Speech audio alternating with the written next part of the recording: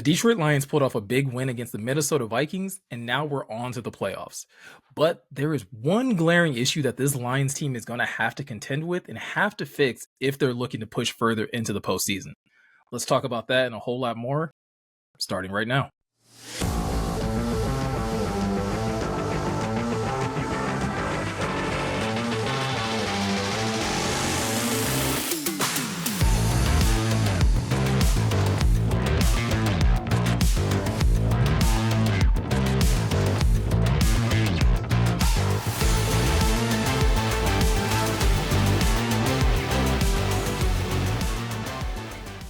What's going on, Lions fans? Welcome to the Pride of Detroit YouTube channel. I'm Meko, and in today's video, we are going to be definitely talking about the Lions' win over the Minnesota Vikings that saw them win 30-20 and move their record to 12-5, as well as look ahead to the Lions' matchup against the Los Angeles Rams in the first round of the 2023 NFL playoffs. But before we get there, I do want to talk about this game and some of the things that I think the Lions are really going to have to try to clean up before they get ready for the Rams, as well as talk about a couple other things that transpired in this game that could also have some implications on their first playoff matchup against Matthew Stafford and that crew. Now, with that said, the first thing I do want to talk about is some of the injuries that came out of this game from on the Lions side, with the Lions losing both Sam Laporta and Khalif Raymond to knee injuries and not finish them. Now, Dan Campbell did talk to the media afterwards and basically said that both injuries, while looked terrible on the field, are not nearly as bad as they thought they would be. But in terms of Sam Laporta, it's probably not looking like he's going to play that next playoff game due to that injury.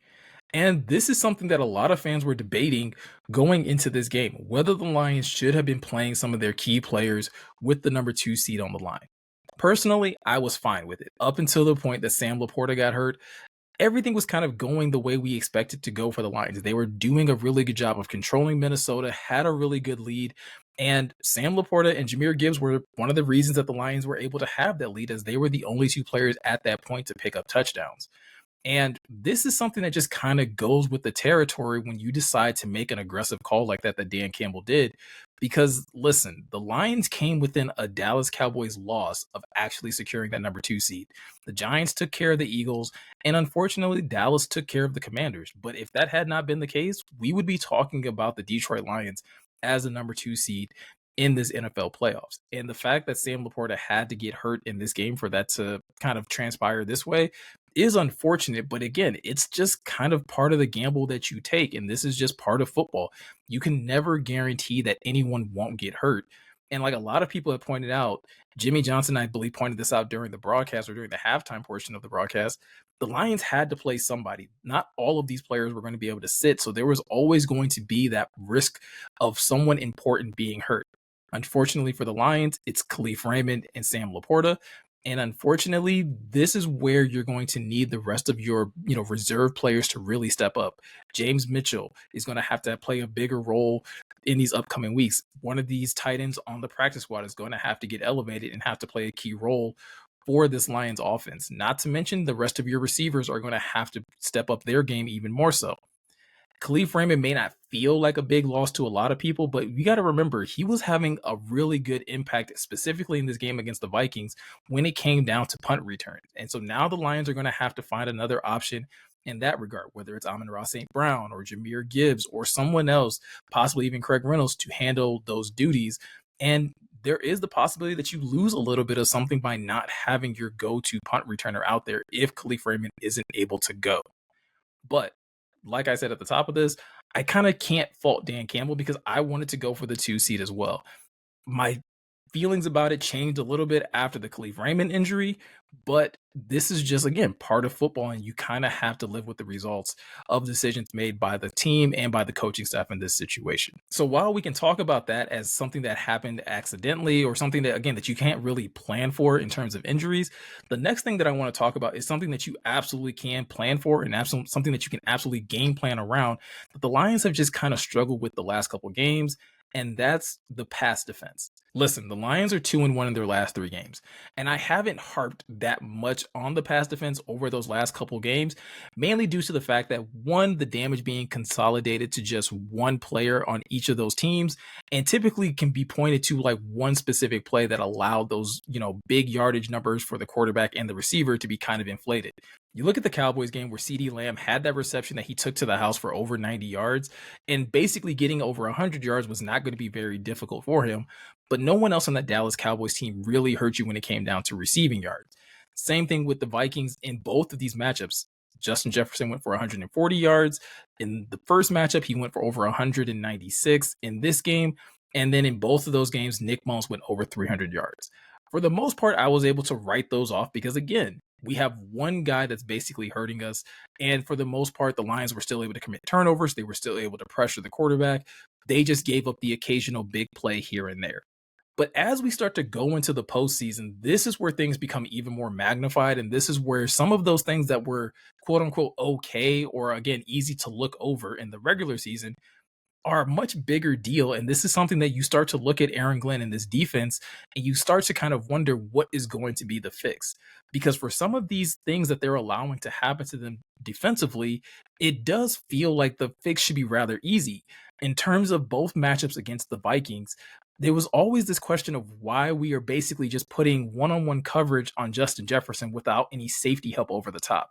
And I know Aaron Glenn said this past week, and Dan Campbell said the same thing, that they did double him at times. And that's very much true. But on some of these deep routes up the middle, there's not safety help. This is not giving enough support to your corners on the outside to not get beat deep. As much as I like Cam Sutton and Kendall Vildor, they are not the qualities of corners that can just lock down a wide receiver one on one on the outside and not get beat over the top without safety help.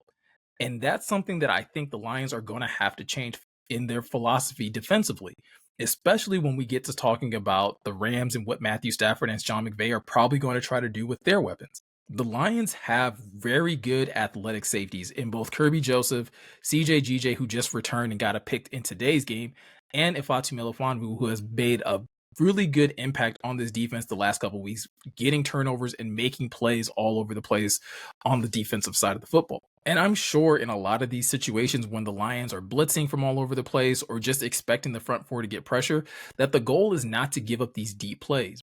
But like we've seen for a good portion of the season, when the front four isn't getting pressure or when those blitzes aren't getting home, you really are leaving these corners on islands. And that's something that the Lions are just not going to be able to afford in this type of playoff format where it's basically win or go home. I know Dan Campbell is an aggressive minded head coach, and I know AG kind of follows suit with his approach to calling the defense and that they don't want to necessarily play passive. But when looking at how these games have unfolded and looking at the yardage that they're giving up and how this team is getting gashed, I just don't think it's something that you want to tempt. Again, specifically looking at this Los Angeles Rams passing attack, which we can kind of transition our focus over to. I am of the fullest belief that the Lions can basically hang with anybody in this playoffs. And I know that might sound crazy to say when looking at the 49ers or looking at how the Lions went back and forth with the Cowboys, but I genuinely believe that the Lions can go anywhere and play up against anybody.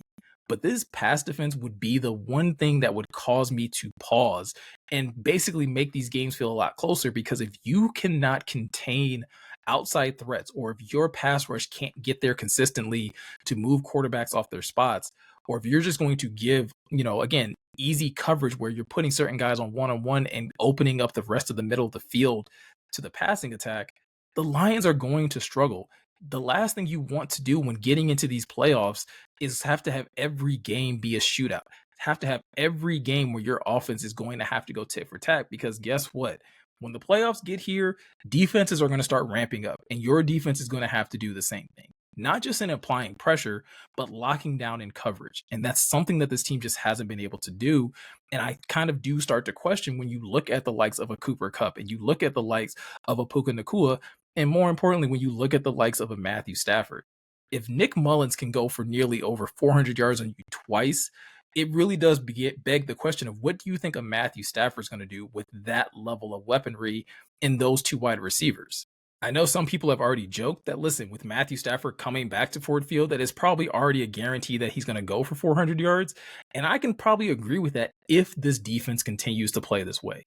But if Aaron Glenn can make the proper adjustments to provide the proper help to two guys in Puka Nakua and Cooper Kupp that can literally line up anywhere on that offense and find ways of matching up with them and limiting them in the passing game, that will at least give this team a chance. The rest of it is really going to be put on this defensive line to be able to, one, apply consistent pressure to Matthew Stafford and force him into some very difficult throws. Because as much as I still love Matthew Stafford as a talent, as those of us who have seen him play here for so many years, we do know that he is prone to making some really tough decisions and making throws that he probably shouldn't, but because he has really top tier arm talent, he's going to try to make. And if that can happen, if your defensive line can force him into some ill-advised throws, then maybe this secondary that has continued to get turnovers the last couple of weeks can get a couple for your offense. And if your offense can then take those extra possessions and convert those into points, again, this is how I can start to see this Lions team hang with just about anybody, because I would almost at this point take this Lions offensive line. I would take these Lions skill players over just about anybody in the postseason, considering the fact that you have Jared Goff throwing the ball and Ben Johnson calling the plays. Yes, it's going to suck not having Sam Laporta for a game. And again, I still hope that they'll be able to get him back at some point. But you still have two very good running backs, one that ran for over 1,000 yards, the other that has over 1,000 yards from scrimmage in both David Montgomery and Jahmyr Gibbs. You have Amon-Ra St. Brown, who ran for over or has over 1,400 receiving yards and has 10 touchdowns on the season.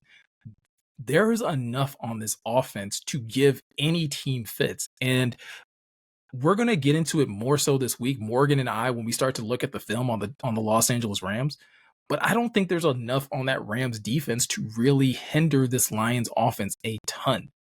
The question becomes whether or not this defense can contain the Rams offense. But at the end of the day, this is what we've all been hoping for. This is what we've all been waiting for since the beginning of the season. And if you've been watching any of these videos that I've been putting out over the course of this Lions season, you know that I've been saying all the Lions needed to do was get in. And once they got in, we would reevaluate what they are and how far we think they can go. And I think the Lions can go far. They can go very far with the type of offense they have, with the type of coaching staff that they have. I think they can go very far. But they have one glaring weakness right now that they absolutely need to fix, because that will absolutely get them bounced as early as the very first matchup if they don't find a way of fixing it. So those are my thoughts. We're going to get into this more throughout the rest of this week. It's a really exciting time for the Lions to be back in the playoffs, to have a home playoff game. I am super excited as a fan, but I want to hear from you guys. How are you feeling with the Lions now heading into the playoffs? How do you feel about the Lions getting matched up against Matthew Stafford? And how do you feel about this Lions passing defense going into the playoffs? Do you think they're good enough to get you out of that first, playoff matchup? Or do you think there's going to be a level of concern going up against even the Rams this upcoming week? I want to hear it all. Also, be sure to check out prideofdetroit.com to check out all the latest articles and any more insight that we may have going into this playoff matchup. And last but not least, please be sure to hit that subscribe button, hit that notification bell. That way you can be notified of all the videos we're uploading and any time that we go live over here on YouTube. With all that said, guys, I'm Meko. Thank you guys for taking the time to watch, and I'll see you guys in the next one.